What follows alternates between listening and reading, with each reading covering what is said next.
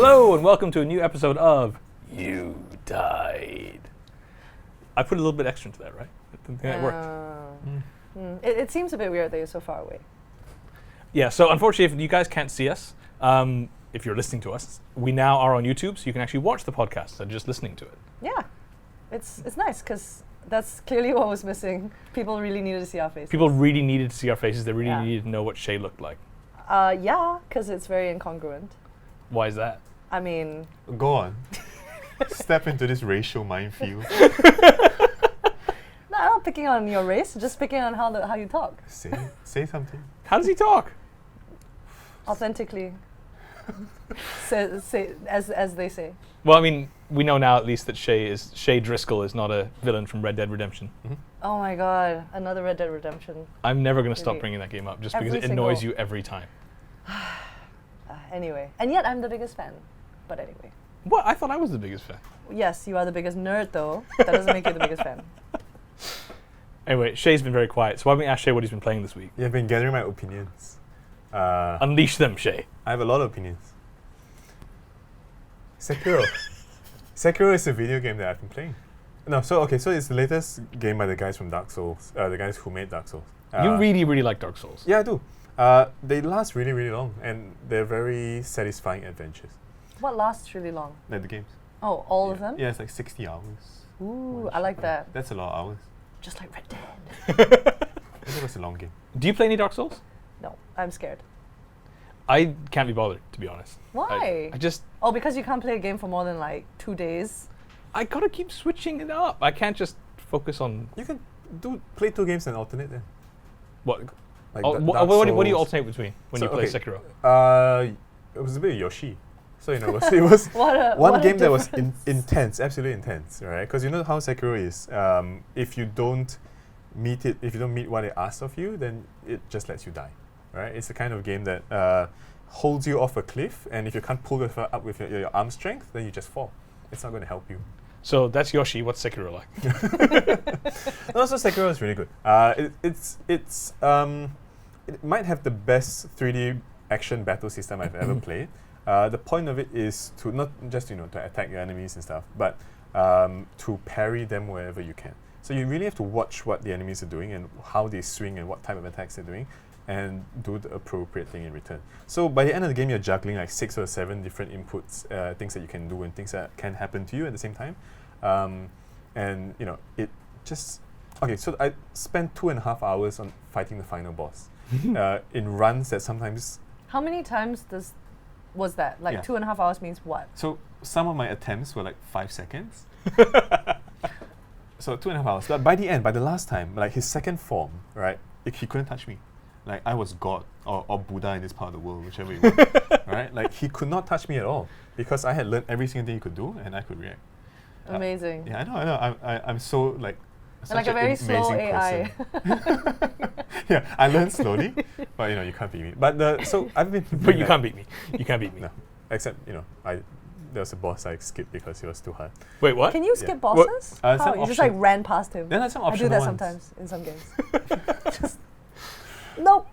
No, you got some optional ones. So there's a boss called the Demon of Hatred towards the end. It's a big Dark Souls-like boss. It's a huge demon that jumps around and breathes fire and stuff. Mm-hmm. And it just wasn't as fun because the real meat of the game is humanoid enemies with weapons fighting you. It's samurai and samurai, whatever. That guy just felt he was in the wrong game. So that's the justification you've brought up for skipping this really difficult boss. Yeah. Also, okay, since we're on the record now, there's a boss in Dark Souls 3 I never completed, and I gave up on Dark Souls 1 halfway through because it was too hard. That was a long time ago. Fair enough. Like I respect that because I just don't want to put that much time in. I really like the bit about feeling like Buddha / God at the end. Mm-hmm. I like that. Yeah, but I don't want to do the work to get there. Yeah, no, which is fair enough. It's an acquired taste. The other games, Dark Souls they kind of have inbuilt difficulty settings, not in the sense that you can choose the easy mode, but there are a lot of things that you can do to cheese the game, or summon somebody to help you, or just change your build up. If this boss is easier to fight using magic, just change your guy up. No, Sekiro, you just hit your head against the wall until the wall breaks. So it's really, really good. I enjoyed it. It does feel, however, like it's missing a third act. It was over in 40 hours, which is still a lot by regular game standards. But It treated you with 20 hours. they did, yeah, 20 hours. It's a lot of hours. Yeah. Yeah, it's more than 5. So It's almost a whole day's playing. I know. a day? Yeah. Wow, you have no children. No, I do not. But no, I felt like they reused a few parts too many times. A couple of bosses are also reused, and just felt a little bit more of the game was just not there. But it was a great game. Actually, I want to go back to the thing you just said. Yep. Do you play this game in front of your son? No, So you Is only have the- to kind of squeeze these sessions in late at night Because after it's he's already scary, asleep. or this because is blood. Yeah, and it's scary. Also, no, my wife and son went to Singapore for a week or so. So that's when I finished Sekiro. All 40 hours. And Are you as good as that guy that played it with the driving controllers? No, I couldn't finish the boss. I tried to give excuses to hide my You were lack of- God. You were God / Buddha. What have you been playing, Vic? So I have finally stopped playing, or finally taken a break from Breath of the Wild because of you guys.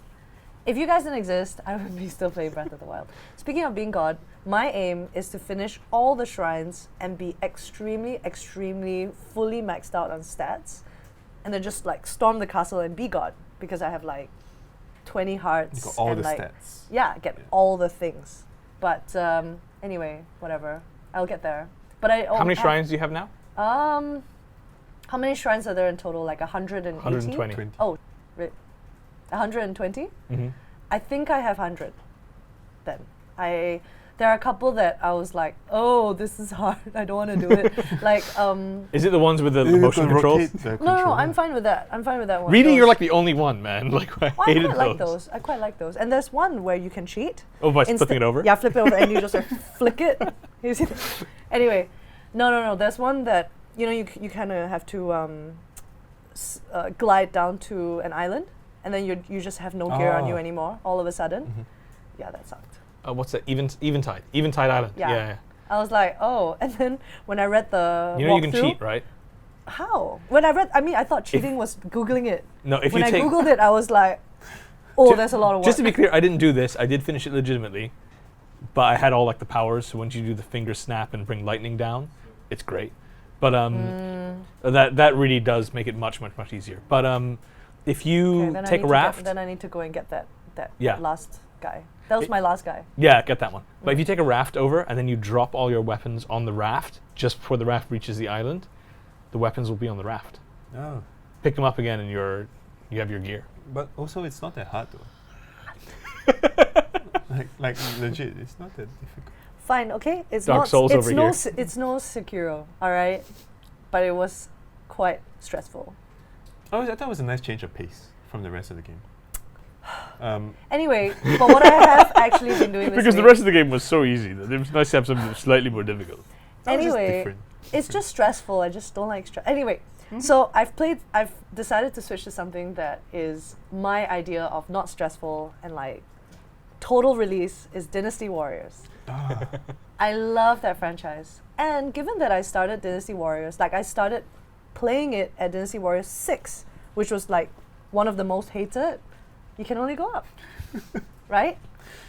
So I wanted to say that I guess the formula is still the same. You're still doing the same thing. The moves are, the pace and the timing is more or less the same. The tempo, your allies are like really weak, and you always have to babysit them, so you can't just like finish the whole game by yourself, which is crazy. I mean, that's crazy. The whole point of the game is that you are an island, and you're an invincible island, and you're supposed to like just like rah, As do opposed to your- like vulnerable islands.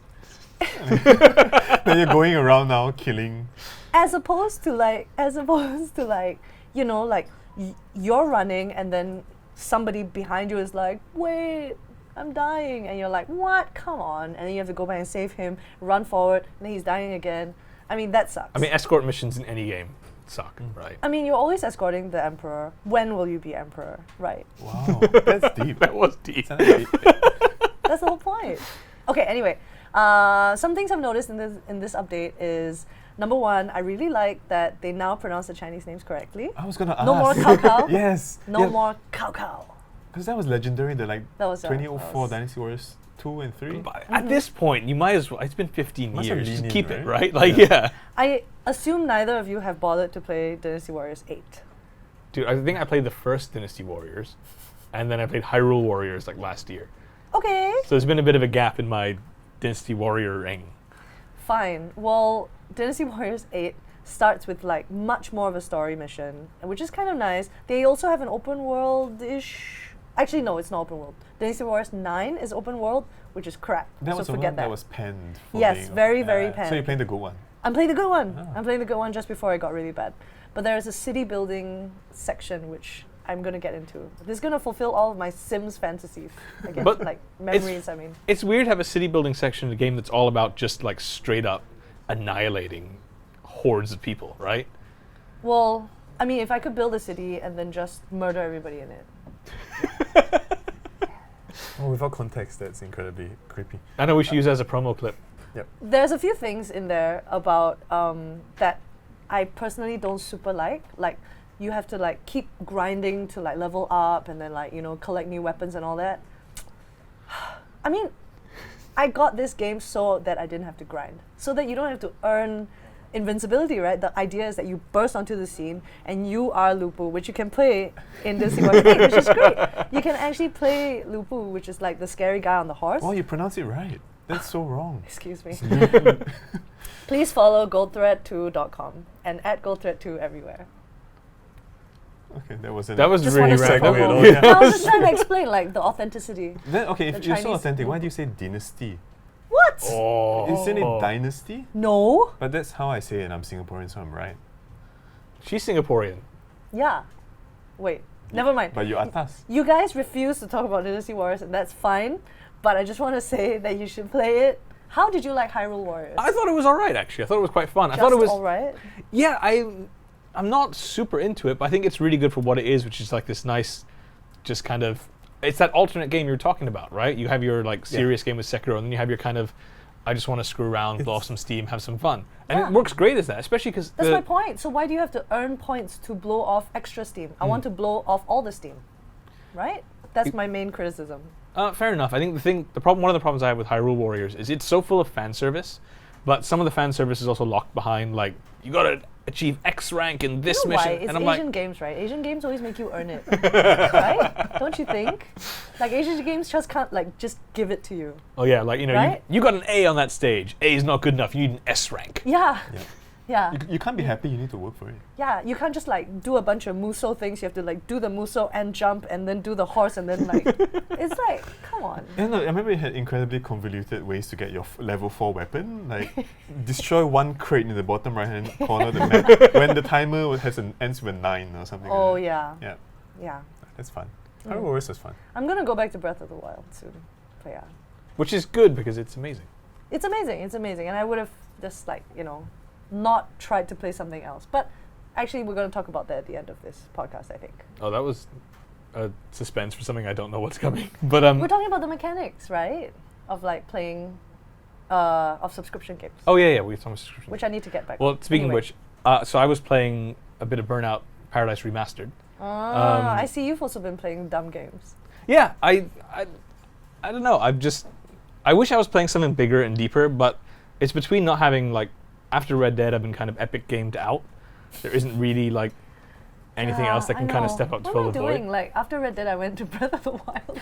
I'm so tired. Yeah, you can't do 2 open I worlds was in a row. so you have to stop. exhausted. But I don't mind. I just don't feel like I have that other open world game to go to. So I feel like I don't really know what else there is. So I'm just going to play like a silly open world game that I've already played before in Burnout Paradise Remastered. And the other good thing about it is that I don't think we've really ever had a game like Burnout Paradise before or since. I mean, it's an open world racing game. It's really like races start from like every street corner. Every street is its own like time trial track. It's kind of a crazy game. I can't believe it exists in some ways. like, can you It's a- imagine that pitch? Yeah. No, it's a very strange game because when I played it back in the day, I thought it was a racing game as well, and I felt at the time it kind of couldn't compare to its predecessor, Burnout Revenge. But I played it again recently, a few weeks ago, and I realized it's actually a game about just smashing randomly. You're just supposed to drive around mindlessly and smash into things because if you're not aware, there are about 200 billboards in the game, which you can jump into, ride up ramps and send your car into. And that's the whole point of that open world. That's the beauty of it. It's so dense in possibility and things that you can throw your car into that it kind of makes up for the races being slightly underwhelming. Oh, like GTA, but without all the other bits. Yeah, a little bit. Like all the stunts you can do in GTA. Yeah, that's an entire game. It's fun when you discover shortcuts, but the problem with the open worldness of Burnout Paradise is like you can go too open world with it and be like, I know, I'm going to take this shortcut over here, and no, that's not the way. Don't go that way. And suddenly you're on the highway and you're lost. You're literally driving in the other direction. You're like the goal is in the marina in the middle of town, and you're like, okay, I'm in the mountains now. I've gone the wrong way. The best part of Burnout Paradise turned out to be the DLC island, Big Surf Island, which is off to the right side of the map. And I did some research. They designed it for fans of the stunting, which is basically smashing stuff. So it's small, and the races end up doing laps, right? But it's so dense in stunt jumps and gates to crash through and billboards that you can't help but you finish it in an hour and a half at most. But you've just done so much, and you've destroyed so much, and it's great. It's great. Whereas the rest of it is just a bit more spread out, and I prefer the small enclosed thing. Also, I have to disagree with you. The best thing about Burnout Paradise is not that. The best thing about Burnout Paradise is the theme song. Paradise City? Every time Paradise City comes on, you're like, yeah. Everything else all the other songs in the soundtrack suck. But every time Paradise City comes on, you're like, the best song in the game is Boyfriend by Avril Lavigne. Every time it comes on, it's like, this song is so bad, but it's great. It fits exactly what's happening on screen. Right. It's the So best. you're just zooming as like, Yeah. hey, Yes, it's as great as you imagine. Trust me. I can see I that. thought you were going to say it's Dragula. I don't even know if Dragula's in that game, but I feel like it should be because No, it's in it's every racing game for like 10 years. Wasn't it a Tony Hawk's game? It was in Crazy Taxi. It was in It was in like one of the Twisted Metals, or one of the Twisted Metal alike type games. Makes It was in sense. everything. It was in everything. But you played it. Yep. Without buying it, right? Because you got it on a subscription service. Yeah, I played it on Origin Access, which is the PC equivalent of EA Access, I think. That's when you pay $10 a month and you get access to all of EA's vault games, which is basically everything they've made in the last, 20 years? 10 years? That's on It's PC. not everything though, is it? I thought it was only a few. I thought it was only a limited. On PC, it's a lot. There's a lot of stuff. All the way back to like Wing Commander, actually. Or even Dungeon Keeper, Wing Commander. if I'm not wrong. I never played that, but I just threw it in. So that I seem older than I look. Do you play Wing Commander, Vic? A little bit. Yeah. Whatever. Just right after he talked about age. Yeah, I know. Play it back? Because you and I are the same age. Whatever. Are you? I think so. I think I'm. Yeah. Oh, older. You were kind of going for older, then you realized it wasn't. No, I'm not older than Ravi. I think. I think. Anyway. Yes. But I'm on an Xbox. So is there? There's EA is there access a for Xbox. Yep. In fact, it's PlayStation is the one that doesn't have the EA subscription because PlayStation service. has such a great, its own service thing. People are always throwing it in my face. Plus? Or PS Now? PlayStation has PS Plus, which has like 4 2 free games a Yeah, month. I mean, PS. No, that's the one.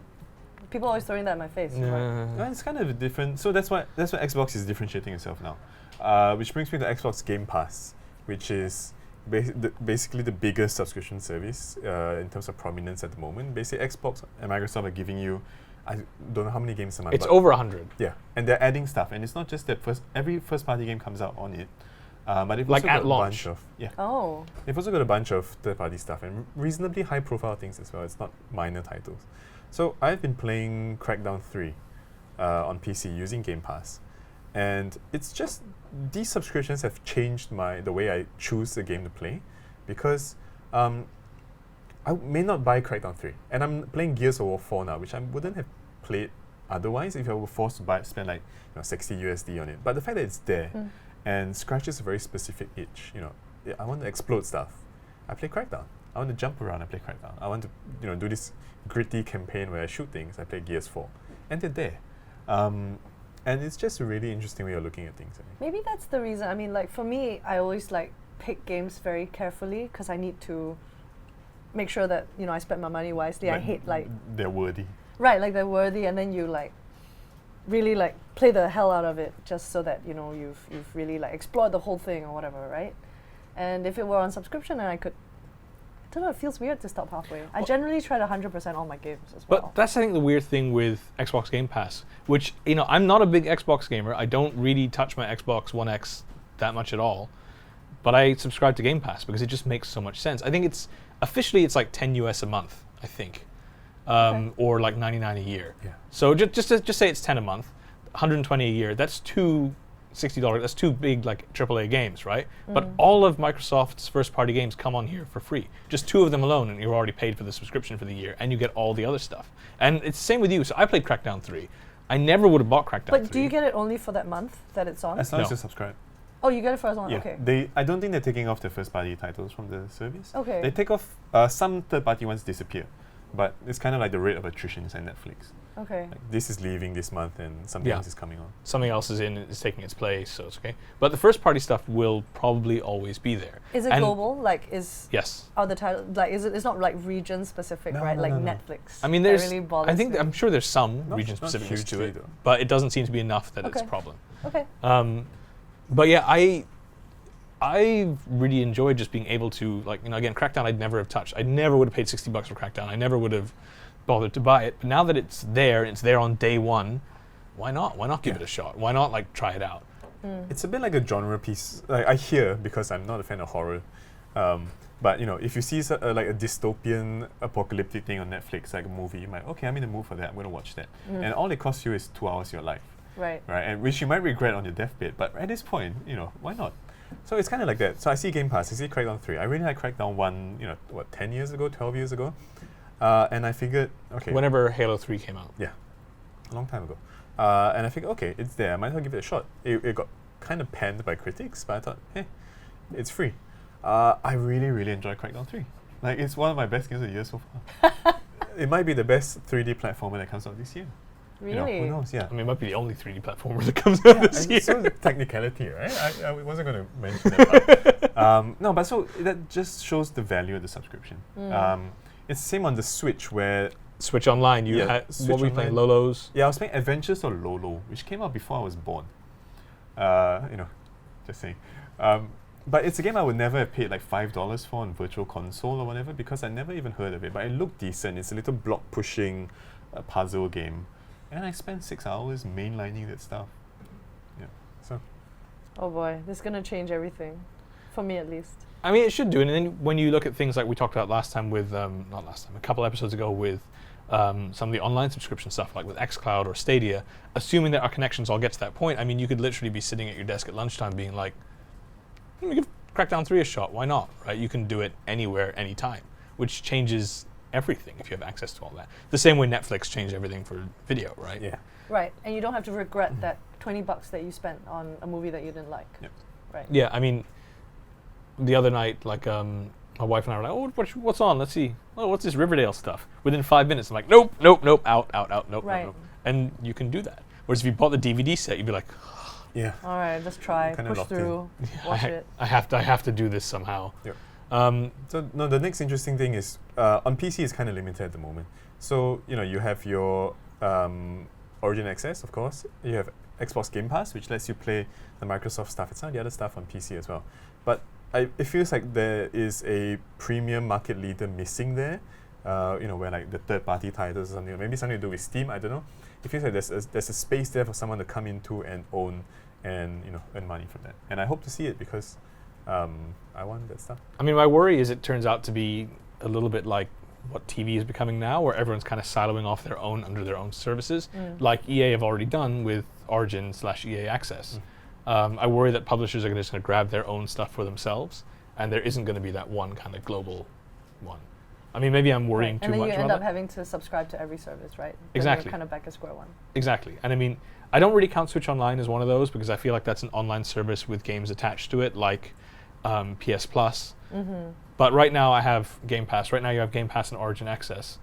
That could grow exponentially. Surely Bethesda will have their own. The thing is Origin Access, I just did a month because I saw there were 2 games on there I really wanted to play. And 2 or 3 others that were like, okay, if I've got nothing else. What do you want to play? Burnout and? Titanfall 2. Yeah. Titanfall 2 is amazing. It is. It's a very, very good game. So I've done those. I just did the math. I cancelled it straight away so that it wouldn't renew the subscription. So I'm okay with that if it means that 2 years from now I can do a Bethesda one, play Doom Eternal, play Rage 2, and then just cancel after a month. It's fine.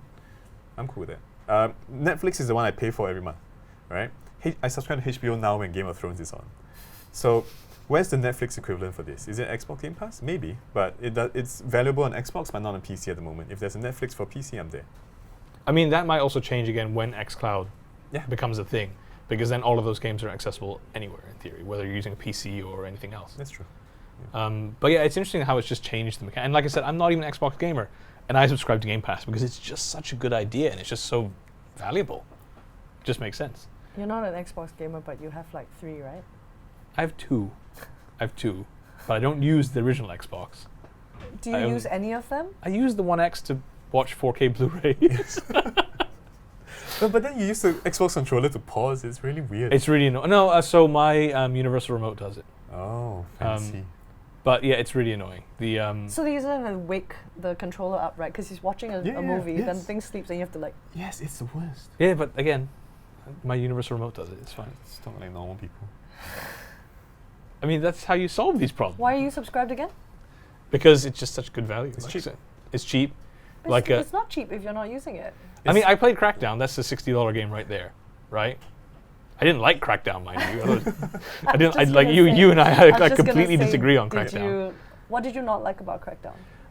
It feels too floaty. Like, so you're this big, like, hulking, like, super soldier who can, like, or super police officer or whatever you are, who can, like, bound huge buildings and pick up, like, cars and throw them on stuff. But you feel so insubstantial. In the controls, you just feel very floaty, and you don't have any weight to you. I should be like, when this guy walks, the ground should shake like friggin' Godzilla. You know, like. No, it's just modern Dynasty Warriors. One man, a giant blade, like twice the length of his height. Yeah, but this isn't Dynasty Warriors. And like, I get that Crackdown 1 did this, but that was like 12 years ago. In 2000 well, it came out this year, right? In 2019, I expect a bit more. I expect some advance. Well, they do say, like, to be fair, he jumps really, really high, and the commentator does say things like, oh, light as a feather. So, you know, maybe he's floaty for a reason. Yeah, it's on purpose. Yeah, Some that doesn't make we it up. meant for him That to doesn't be make this up way. for it. It's Just, better than Spider-Man. ooh, no, we disagree Yep, on that. yep. Spider-Man, He loves Spider-Man. Spider-Man's really good. It's so wrong. It's really good though. Like, it had like, what I don't like about Crackdown 3 is, I think it feels like a 2008 game in 4K. I don't think it has really been updated in any way. It doesn't feel like it. But Spider-Man is the Spider-Man 2 game from 2004 in 4K. It didn't have the open world in 2004. It Not that size. It didn't have the traversal mechanics that it does now. Because that really does make a difference. Largely, Not even close. That makes a huge difference. people Being able still to argue that Spider-Man 2's web sling is better than last year's Spider-Man's I web don't sling. care what other people think. I care what I think. That's why we're on the podcast, because we care about things, not about wrapping up what other reviews say about something. No, it's just not an unheard of opinion. Yeah. I just think it's a bad one. Just like you think the Crackdown 3 reviews are bad opinions. Oh yeah, yeah. Everyone else other than me is wrong. Do you ever watch a movie after reading a review and feel very influenced by the review? Or do you feel like you have your own opinions? I don't know. It's hard to say. Like if 'cause you it's inevitable, right? Like you read a game review before you play it. Don't you? I do. depends on the game. Huh. Because I like to get it like as soon as humanly possible, whether I play it or not. So it depends on the game. But sometimes you read it and you're like, if they point out something really glaring, then you can't help but notice it, right? Like Yeah. when your screen has like a little stuck pixel, you can't not ever unsee that, right? Yeah. But sometimes I'm like, I don't care. Sometimes I'm happy to roll with whatever I think about it. You? No, I read the Crackdown 3 reviews, and I knew that going into this, I was trying to downplay my own expectations. I disagree with all of them, basically.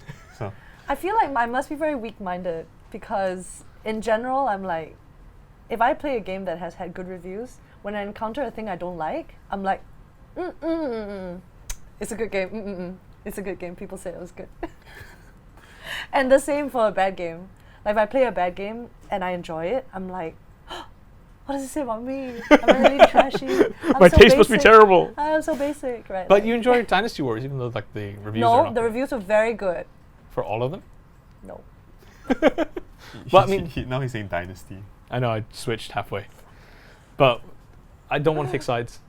Mm-hmm. But at least there's one thing we can agree on with Crackdown 3. Yeah. Is good value. Yeah, it's free. Game Pass is good value. Okay, I gotta get on Game Pass. Anyway, I think it's time for us to go. Yes. It's time for us to go and actually do some work. This episode not brought to you by Game Pass. It should really be though. It should, right? Yeah. Somebody go sell Microsoft, get in touch with us. We've got 50 listeners. I think we have more, but never mind. Anyway, thank you everyone for joining us. I'm Ravi. this. And Victoria? Shay. See you guys next time. Bye.